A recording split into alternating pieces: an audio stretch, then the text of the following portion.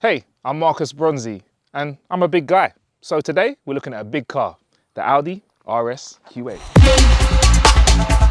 Revealed in 2018, the RSQ8 is what Audi call performance in a new dimension. But what I want to know is how beautiful can big be when Audi slaps some racing sport on it? The RSQ8 is for people that want a big, fast SUV.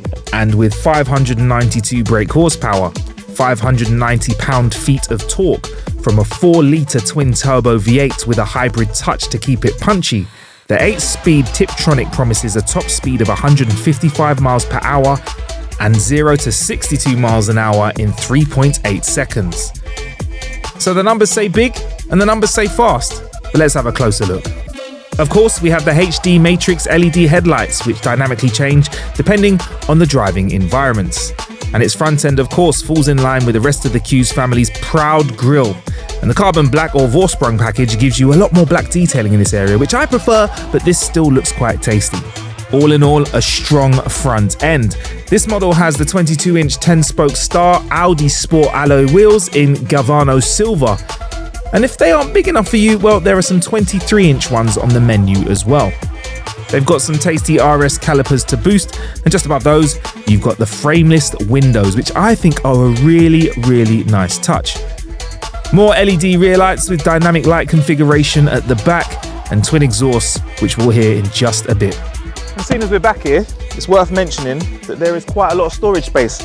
605 litres to be exact, which is probably enough to fit me in, and maybe a bit more, because there's space, dude. Right, Lens, can you let me out now, please? Inside, we have a very glossy looking interior with a 10.25-inch infotainment system, which is integrated into the dash, and another touchscreen below it with some further controls that are a nice mixture of buttons which are flat but click, and also proper hole buttons which look like buttons, and some twisty knobs as well. I'm a big guy, of course. This is a big car, so there's lots of room for me to get this seat all the way back. How is that going to fare though when it comes to having other big people in the back? We'll get onto that in just a second. You've got electronic memory settings as well, so there's setting 1, which is for big me, and there's slightly smaller setting for the cameraman when he's driving the car as well. Heads-up display is nice, clean, clear, classic Audi design, where if you do want to have more information about economics, you can do that, or if you'd like more of a racing setup, you can press a button as well. Obviously, when you click the RS button as well, things change a little bit on the heads-up display too. For the driver, there's a reasonably sized steering wheel, where it is one of my gripes here with the RSQ8. It has plastic paddles. A little bit of a letdown there. Could just, a little bit of metal would have been nice. A big vehicle is going to need a big sound system, and this has the Bang & Olufsen Premium 3D sound system with just under 2,000 watts of total power across 17 speakers, and that's big. The front and rear seats have the RS branding on them. The main difference between the front and the back is that there is heated seats all around, but the seats at the front have cooling, so if you wish, you can have a refreshing breeze fired up your bottom. Passengers at the back are in for quite a nice ride as well. Lots of space for someone of my size if somebody that is my size is sitting in front of me. Mixed feelings. Let's start off with the great ones though. The front seat, the driver's seat, is all the way back. That's how I need it to drive, and there's still room for me to sit in. There is room for my knees. A little bit snug, but I'm comfy, plenty of headroom. Backrest is all in the right place. Now, a little bit confused here. There's some luxury in here. Also, I feel like there might be a small bit of confusion as to who's best suited to the back. Let's get on with the luxury first. First things first, we have got air conditioning here at the back that you can both control either left or right, and heated seats too. But unfortunately, instead of 2 USB ports, which would be really useful here, we have 2, 12-volt cigarette lighters. Would have been nice to have USBs as well as, just in case, or maybe just USBs I think would be more suitable in 2023.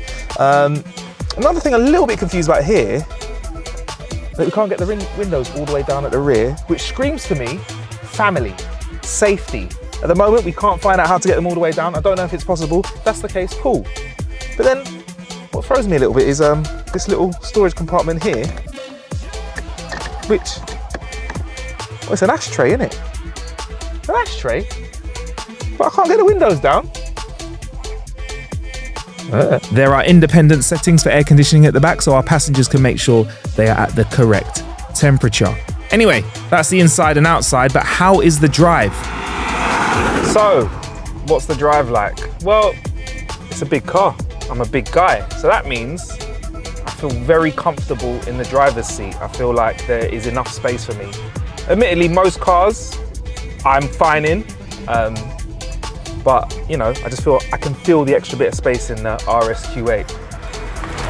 But it doesn't feel like the biggest drive out there, and I feel like Audi have managed to nail this in their Q range, as well as a few of the other car manufacturers. There's a bit of a wraparound feel with the car that really makes it feel like you are not driving something that is, I don't know, let's say a lot bigger than an SQ, which is the entry-level range. But you also do feel the presence on the road as well. It's cool, it's calm, it's quiet, until you put your foot down, especially when you tap the RS button and put it into one of the 2 RS modes, which you can customize and have as you want them. Because when you do that, you get a nice bit of noise out of it.